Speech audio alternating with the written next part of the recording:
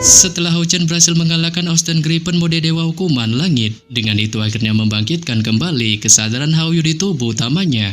Cahaya ungu pekat pun tiba-tiba dipancarkan dari tubuh kolosal Hao-Yu, membentuk layar ungu besar yang secara paksa menghalangi badai dahsyat di sekitarnya. Dengan cahaya itu juga memaksa badai tersebut masuk ke dalam celah spasial yang terbuka di dalam tubuhnya.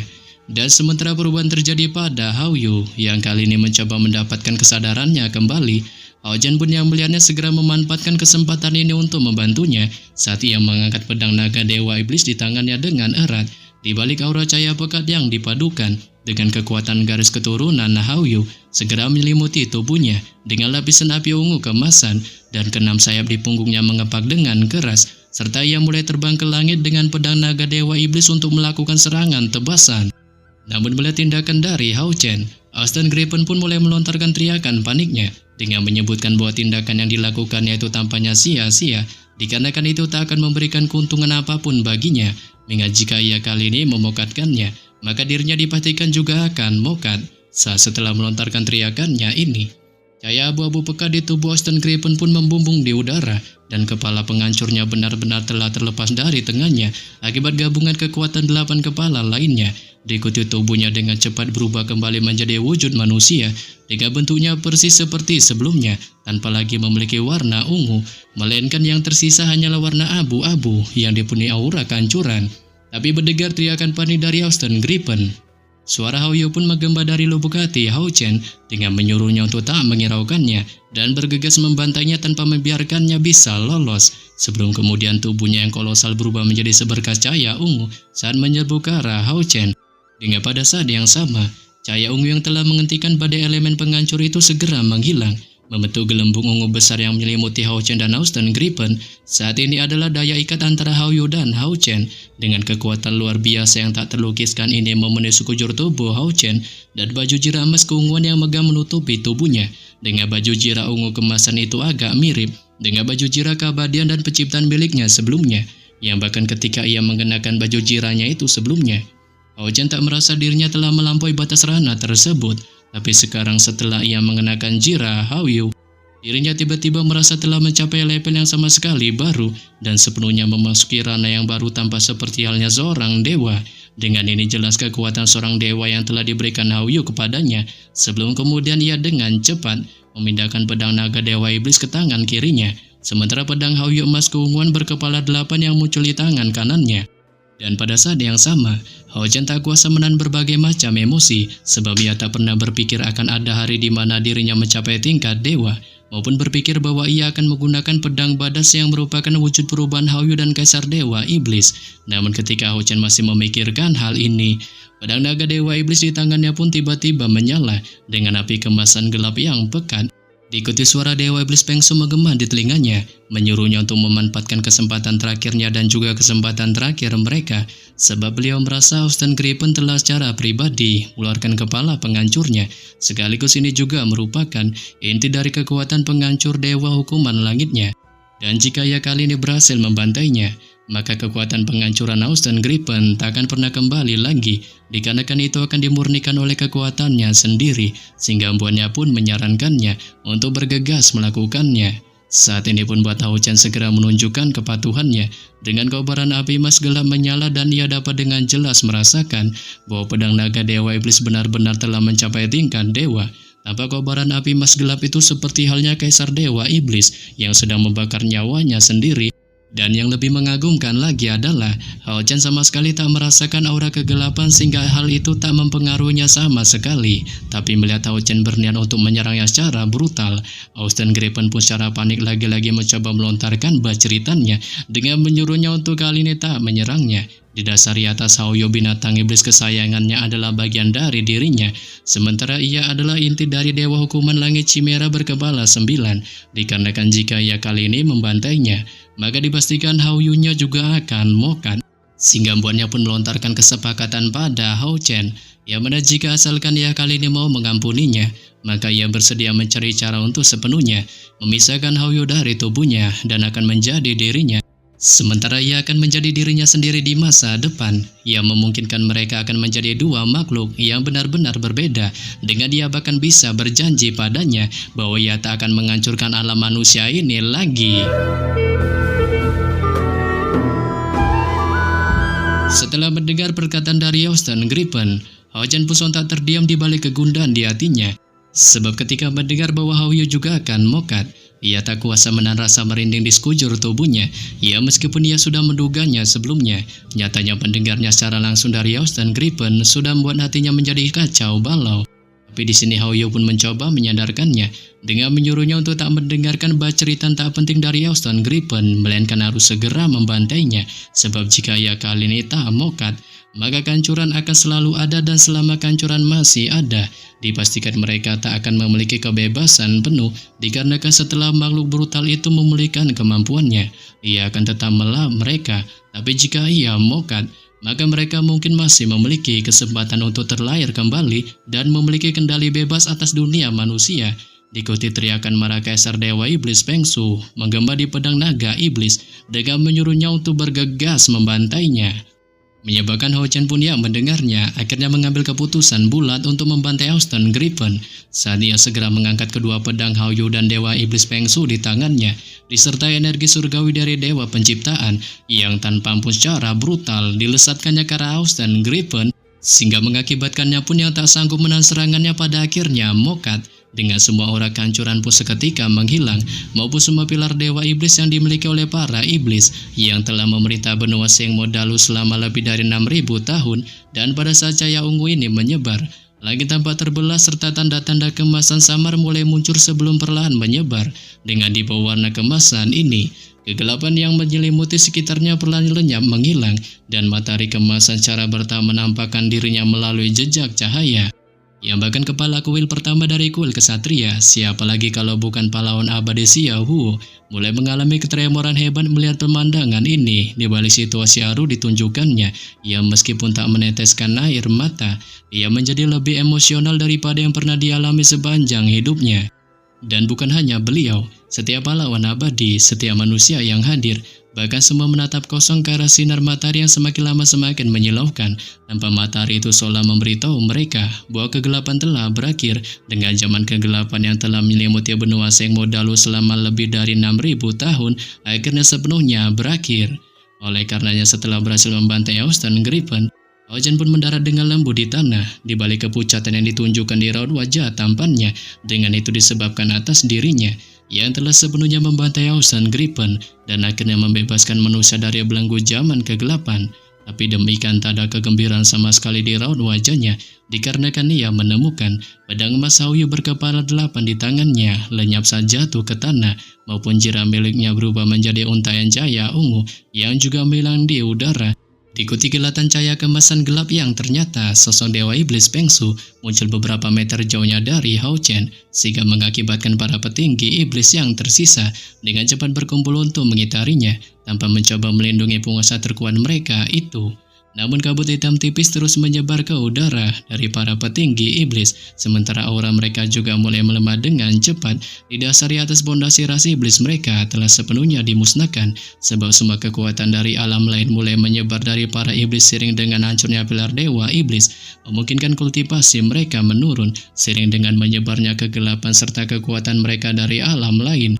Dan bukan hanya iblis biasa, bahkan hal yang sama juga terjadi pada Dewa Iblis Feng Shui dan Dewa Iblis Bulan Agares. Dengan kekuatan mereka menghilang pergi dengan lebih cepat. Terlebih lagi wajah Dewa Iblis Feng Shui jauh lebih pucat daripada Hao Chen, dengan darah ungu gelap terus mengalir dari sudut bibirnya. Dan ketika ia berubah menjadi pedang naga iblis sebelumnya melepaskan kekuatan dewanya, ia sebenarnya telah menggunakan seluruh kekuatannya untuk menekan elemen kegelapannya agar mencegah pengaruh apapun terhadap Hao Chen, maupun harus menahan dan mengubah energi spiritual yang luar binasa. Dengan kekuatan cahaya murni yang telah disalurkan Hao Chen ke dalam senjata tersebut, sampai itu benar-benar berhasil membantai Austin Gripen. Yang bahkan saat ini wajah pemimpin iblis itu dipenuhi kelegaan seolah beban berat telah terangkat dari pundaknya, sebelum kemudian ia mengangkat tangannya untuk memberi isyarat agar semua iblis terdiam. dan hanya berdiri di sana sembari diam-diam menatap Hao Chen yang hancur lebur, sementara cahaya ungu perlahan mengalir dari tubuhnya. Dengan aura Hao Yu semakin melemah, sementara wajah Hao Chen sudah dipenuhi air mata tanpa bisa merasakan jejak kehidupan binatang iblisnya itu lagi. Singgambuannya pun merasa apa yang dikatakan Austin Griffin sebelumnya ada benarnya, sebab kepala kehancuran terhubung dengan 8 kepala lainnya, dan pada saat 8 kepala yang dipimpin oleh cahaya kecil serta api kecil menggigitnya hingga putus, nyatanya Hao Yu telah mengorbankan nyawanya untuk Hao Chen. Terkecuali mereka mengizinkan Austin Griffin untuk menyambungkan kembali dirinya di tempat luka itu berada, maka dipastikan nyawa Hao Yu hanya akan terus mengalir sering berjalannya waktu. Dengan sebagai inti dari Austin Griffin, mustahil bagi kepala kehancuran untuk mokat jika tak ada yang menyerangnya, dan Hao Yu dipastikan akan mokat juga jika kehilangan inti energinya. Tapi di saat-saat terakhir hidupnya, Hao Yu masih menggunakan seluruh kekuatannya untuk membantu Hao Chen membantai Austin Griffin. Dengan ini jelas bukan karena seberapa besar ia menyukai manusia atau seberapa besar ia mengasihani alam dunia manusia penuh tipu-tipu ini, melainkan pengorbanannya itu semua hanyalah semata-mata untuk Hao Chen seorang diri. Ya, bahkan kali ini sejumlah kenangan bersama Hao Yu juga mulai terlintas di benak Hao Chen, sebab sejak pertama kali bertemu Hao Yu di Gunung Suci para Kesatria, ia menggunakan darahnya sendiri untuk mengubah elemen Hao Yu menjadi satu takdir yang saling terhubung.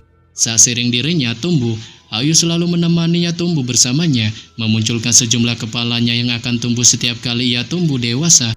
Tapi kali ini Hao Chen tak pernah menduga sesuatu akan terjadi pada Hao Yu, karena Hao Yu selalu menggunakan kekuatannya sendiri untuk melindunginya agar terus membantunya maju. Dengan tak ada salah dengan kepercayaan Hao Chen pada Hao Yu, bahkan ketika Hao Yu sepenuhnya terbangun serta menjadi dewa hukuman langit berkepala 9, dan sepanjang waktu itu Hao Chen adalah orang yang paling dekat dengan Hao Yu sepanjang hidupnya, menemaninya saat ia tumbuh maupun memberikannya kekuatan yang lebih besar. Namun kali ini Hao Yu justru sekarat karena dirinya. Dengan baju pelindung berwarna emas, keunguannya itu perlahan menghilang ke udara, dan yang menggantikannya hanyalah rasa sakit tak berujung di hati Hao Chen saat dia secara tak berdaya mencoba meraih gumpalan cahaya ungu itu. Tapi cahaya ungu itu hanya lolos dari genggamannya, sembari tak kuasa berteriak terus memanggil namanya, sampai pada akhirnya ketika untaian ungu terakhir menghilang dari tubuhnya, Hao Chen pun terhuyung dan jatuh ke tanah dengan wajah pucatnya. Tampak rasanya seperti hatinya telah benar-benar kosong atas kepergian binatang iblis kesayangannya itu. Tapi ketika ia masih merasakan kekosongan hati ini, sebuah panggilan lembut tiba-tiba membangunkan Hao Chen dari kesedihannya saat ia mengangkat kepalanya dan memandang langit, menemukan sosok binatang berwarna ungu perlahan muncul dari cahaya yang ternyata itu tanpa diduga adalah Hao Yu. Dirinya bertekad akan dapat mengirimkannya ke ruang yang tak stabil, memungkinkannya bisa pergi ke dunia lain. Dan beliau juga menyuruh Hao Chen untuk tak khawatir dirinya akan memukatkannya, sebab setelah dirinya sepenuhnya mengubah semua cahaya di tubuhnya menjadi kegelapan, serta sisa-sisa Dewi Alam juga akan menjadi miliknya. Ia akan menghapus semua ingatannya dan mengubahnya menjadi iblis yang akan menjadi penerusnya, maupun juga bisa menjadi penerus pilar naga iblis baru yang akan memerintah seluruh penjuru benua ini untuk menggantikannya, sekaligus juga akan memerintah para sahabatnya dan umat manusia. Dengan setelah melontarkan perkataan tengilnya ini, ekspresi di raut wajah Dewa Iblis Peng Su pun menjadi semakin ganas. Di bawah kegelapan telah menutupi seluruh pelindung dada Hao Chen akibat batu permata, dan sensasi dingin yang menusuk tubuh mulai dirasakannya. Tapi di sini Hao Chen pun mencoba secara gigih mencegahnya untuk putus asa, serta menggunakan seluruh kekuatan yang dimilikinya untuk mencoba melawannya. Namun demikian Dewa Iblis Peng Su tampaknya terlalu kuat. Dengan ia benar-benar terlihat unggul melawan jiraka abadian Hao Chen, sebab batu permata biru tua di dalamnya seolah mengejek jiraka abadian sang penerusnya itu. Sementara Hao Chen terus melemah di bawah tekanannya. Diikuti kedua matanya yang perlahan mulai tertutup menandakan situasi lemah tanpa akan menyerah dalam pertarungan. Akan tetapi ketika Dewa Iblis Peng Su masih menunjukkan ketengilannya dan merasa dirinya berada di atas angin dalam pertarungan, ia pun tiba-tiba menyadari bahwa saat kekuatan kegelapannya meluas, dirinya sepertinya menemui semacam hambatan. Saat kilau cahaya ganas melesat melalui matanya dan pedang hitam di punggungnya berhenti melapari yating, sementara batu permata berbentuk berlian di dadanya bersinar terang. Diikuti sebuah kilat biru tua segera menyambar batu permata Hao Chen, sehingga mengakibatkan tubuhnya pun mulai mengalami getaran hebat. Menyebabkan Dewa Iblis Peng Su pun yang melihatnya akhirnya tahu Hao Chen kali ini mengenakan alat ilahi tingkat tinggi, Tapi ia ingin menggunakan metode ini untuk langsung melepaskan alat ilahi tingkat tingginya itu darinya. Dikarenakan begitu dirinya kehilangan perlindungan tahta segel ilahinya, dirinya akan seperti manusia panah yang sama sekali tak memiliki kekuatan. Memungkinkan jika itu terjadi, ini akan membuatnya akan dapat melakukan apapun yang diinginkannya padanya. Yang bahkan sejak awal, apapun yang dialami Dewa Iblis Pengsu, ia nyatanya selalu mampu pulih dari keterkejutan atau kemarahan untuk sesaat, didasari atas dirinya, yang notabene memiliki kekuatan terbilang OP dan benar-benar yakin akan kekuatannya. Sebab setiap orang dengan kemampuan luar binasa yang mampu mendominasi seluruh dunia memiliki kebanggaan mutlaknya sendiri. Seperti contohnya Elux Necromancer yang mengklaim dapat memegang semua kehidupan dan memetik semua bintang, memungkinkan Dewa Iblis Pengsu memiliki kesamaan sama sepertinya. Namun ketika Dewa Iblis Pengsu masih memikirkan hal ini, tanpa diduga 3 bola cahaya pun tiba-tiba muncul di tubuh Hao Chen. Dengan itu berubah menjadi 3 sosok di belakangnya, yang ternyata itu adalah Raja Easton, diikuti oleh naga raksasa ilahi, dan terakhir malaikat keabadian. Sebelum kemudian ketiganya pun akhirnya memasuki punggung Hao Chen. Saat begitu masuk, kegelapan dari Dewa Iblis Pengsu yang menyebar di dadanya pun perlahan menghilang dengan kecepatan yang menakjubkan. Diikuti batu permata di dadanya juga menyala. Dengan tekanan dari bola cahaya yang sangat besar di belakangnya, segera menjadi bagian dari batu permata tersebut. Dan sama halnya seperti batu permata yang melawan balik di hadapan tekanan dari baju jira Dewa Iblis Pengsu. Dewa Iblis Pengsu juga diselimuti cahaya putih setelah terkena aliran cahaya tersebut saat ia terlempar sejauh ribuan meter, sehingga bahkan peri yating yang sedang diserap oleh pedang di punggungnya pun juga ikutan terlempar kembali ke sisi Hao Chen sekali lagi sebagai seberkas cahaya kemasan. Dan dalam mode kedua matanya masih terpejam, tiba-tiba pedang keabadian pun tanpa sadar perlahan melayang di hadapan Hao Chen, disertai cahaya 9 warna terus berkumpul di tubuh pedang. Dengan pada saat yang sama, itu membuat si pedang menjadi sedikit lebih besar, sementara garis-garis di atasnya menjadi lebih halus dan lebih detail. Saat cahaya 9 warna perlahan-lahan masuk ke dalam pedang saat kilauan aneh muncul di pedang tersebut. Ikuti 9 simbol muncul satu demi satu, mewakili elemen air, api, bumi, angin, cahaya, kegelapan, es, petir, maupun ruang angkasa. Dengan 9 elemen tersebut, diwakili dengan 9 warna, yang membuat aura pedang menjadi semakin badas.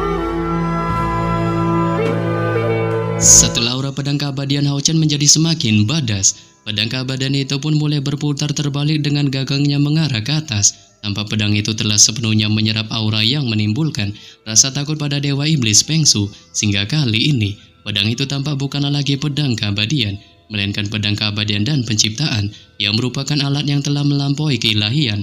Bahkan dibandingkan dengan perubahan pada pedang, perubahan pada jira keabadian di tubuh Hao Chen tampaknya jauh lebih membadaskan. Saat TKP sekitarnya mulai dipenuhi aura kehidupan yang pekat, dengan kekuatan cahaya yang lembut memunculkan hutan, pepohonan, gunung maupun sungai di sekitarnya sebagai cahaya hijau. Dan pemandangan alam itu muncul satu persatu, sebelum semuanya berubah menjadi cahaya hijau yang memasuki batu permata di pelat dada baju jira Hao Chen. Saat setelah itu muncullah cahaya 7 warna yang mempesona. Dengan cahaya 7 warna itu berubah menjadi burung dan binatang yang tak terhitung jumlahnya, yang semuanya berputar dalam diam di sekitarnya. Sampai pada akhirnya semua ilusi sebelumnya pun lenyap, dan langit sepenuhnya dipenuhi cahaya berbintang yang mulai berkumpul di tubuh Hao Chen. Saat ketika cahaya bintang itu muncul, bola cahaya bertekanan tinggi di belakangnya pun berubah menjadi cakram cahaya putih yang tertancap di belakang kepalanya. Dengan selama seluruh proses perubahan, jira keabadian menjadi semakin badas dan sejumlah bola megah menggantikan permukaannya yang lembut. Lapisan lipatan yang bergelombang muncul dengan sempurna dan secara khusus. Patan naga raksasa ilahi serta malaikat keabadian di pundak Hao Chen tampak menjadi nyata. Diikuti sosok ketiga petarung hebat itu pun lenyap sepenuhnya menyatu ke dalam jira keabadian, dan 3 bola cahaya yang semula berputar di sekitar Hao Chen juga menghilang, menyebabkan Kaisar Dewa Iblis Pengsu pun yang menyaksikannya dari kejauhan sontak terkejut.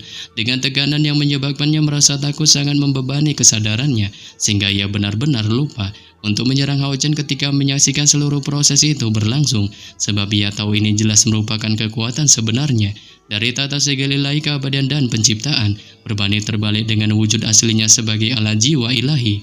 Saat sekarang setelah sepenuhnya terbangun dan memiliki tekanan dewa pencipta, kepercayaan dirinya yang tak tertandingi sebelumnya mulai goyah untuk pertama kalinya. Terlebih lagi jira keabadian dan pedang keabadian telah menjadi tingkat keabadian dan penciptaan melalui proses kebangkitan. Dengan inilah kekuatan sejati dari alat jiwa ilahi yang ditinggalkan dewa pencipta di alam panah. Saat sekuat apapun pilar naga iblis itu, mustahil untuk menyaingi sesuatu yang ditinggalkan oleh Dewa Pencipta. Sebab 3 bola cahaya yang berputar di sekitar Hao Chen bukanlah kekuatan yang ditinggalkan oleh tata ilahi untuknya, sehingga itulah sebabnya mereka tak menyatu sepenuhnya dengannya, dan di bawah penindasan yang kuat dari Dewa Iblis Feng Shui. Secerca kesadaran yang tertinggal di tata segel ilahi keabadian dan penciptaan oleh Dewa Pencipta akhirnya benar-benar murka, dengan akhirnya menyebabkan penyatuannya yang sejati dengan Hao Chen, serta membangkitkan sepenuhnya kekuatannya sebagai alat jiwa ilahi. Dan pada saat itu, Hao Chen akhirnya memiliki aura yang setara dengan Dewa Iblis Feng Shui, memungkinkannya ini juga menjadi titik balik penting dalam pertarungan. Yang bahkan kegelisahan di mata Dewa Iblis Feng Shui perlahan menghilang digantikan oleh ketegasan, dan perasaannya bahwa kemenangan sudah di depan mata sebelumnya pun seketika lenyap. Ya, meskipun ia masih tak percaya Hao Chen bisa mengalahkannya, ini adalah pertama kalinya dirinya menganggap sosoknya serius dan memperlakukannya sebagai lawan yang setara. Namun ketika Dewa Iblis Feng Shui masih memikirkan hal ini, Hao Chen pun perlahan membuka matanya. Di balik pupil matanya masih menyimpan sejumlah kilauan cahaya kemasan, dan tubuhnya seolah telah diberi nutrisi oleh kekuatan alam, kekuatan kehidupan maupun kekuatan bintang dalam waktu singkat. Dengan Hao Chen tak yakin seberapa besar energi spiritual tambahannya telah meningkat. Tapi ini adalah pertama kalinya ia menemukan bahwa menggunakan alat jiwa ilahi pada kekuatan maksimumnya tak terasa berat, sementara energi spiritual internalnya menembus beberapa tingkatan berturut-turut saat ia tak yakin tentang jumlah pasti energi spiritualnya. Tapi begitu energi spiritualnya mencapai batasnya, ia terkejut menemukan bahwa energi spiritual di dalam tubuhnya tak lagi memiliki warna emas, melainkan memiliki warna putih murni, sehingga buatnya pun secara heran bertanya-tanya tentang kekuatan tambahannya ini, yang apakah dari peringkat ke-9 dari langkah ke-9. Mengingat Hao Chen percaya bahwa itulah yang ia rasakan, dan ia juga terkejut oleh kekuatan tata segel ilahi keabadian dan penciptaannya. Sebab begitu alat jiwa ilahi Dewa Penciptaan sepenuhnya terbangun, alat itu ternyata benar-benar dapat meningkatkan kekuatannya hingga peringkat ke-9 dari langkah ke-9.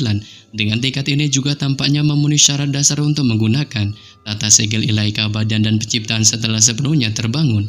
Tapi pada saat Hao Chen masih merasakan kehebatan pada peningkatan kemampuannya, Dewa Iblis Feng Shui pun dikejauhan perlahan memandangnya dan mulai memuji kemampuan hebatnya yang menurutnya sangat mengesankan, maupun juga alat jiwa ilahinya yang luar binasa dengan aura Dewa Pencipta, sehingga buatnya pun merasa tak heran mengapa Kaisar Dewa Iblis generasi pertama terluka parah ketika alat jiwa ini muncul dan begitu banyak iblis yang murka secara menyuramkan, sebab di pikirannya kekuatannya hanya biasa-biasa aja, tapi ia tak pernah menyangka kekuatannya bisa mencapai level di mana dirinya dapat membantunya melawannya. Namun beliau juga mengingatkan Hao Chen agar tak menunjukkan ketengilannya atas kekuatannya itu. Sebab Dewa Pencipta hanya meninggalkan secuil kesadarannya pada alat jiwa ilahinya ini, sementara Dewa Pencipta sendiri telah lama lenyap dari dunia penuh tipu-tipu ini, sehingga akibatnya sekuat apapun alat jiwa ilahi ini, penggunanya hanyalah manusia bukanlah dewa. Sementara ia kali ini telah mencapai ranah para dewa ketimbang dirinya, ia membuatnya pun mempersilahkan Hao Chen agar menunjukkan saja kekuatan seperti apa yang dapat ditampilkan alat jiwa ilahinya itu di tangannya. Dengan setelah mengatakan hal ini, pedang hitam di punggung Kaisar Dewa Iblis pun tiba-tiba mengeluarkan raungan naga sebelum melesat ke langit sebagai seberkas cahaya hitam. Saat pedang raksasa itu berdiri tegang di udara, dan ukiran naga iblis muncul di bilah pedang yang lebar, serta pada saat kekuatan kegelapan yang pekan naik ke udara, ia berubah menjadi pusaran yang tak terhitung jumlahnya. Di balik aura kegelapan yang pekat berkumpul ke arahnya, dengan jira Kaisar Dewa Iblis juga menyala dan pilar naga iblis tampak benar-benar menghilang dari kejauhan.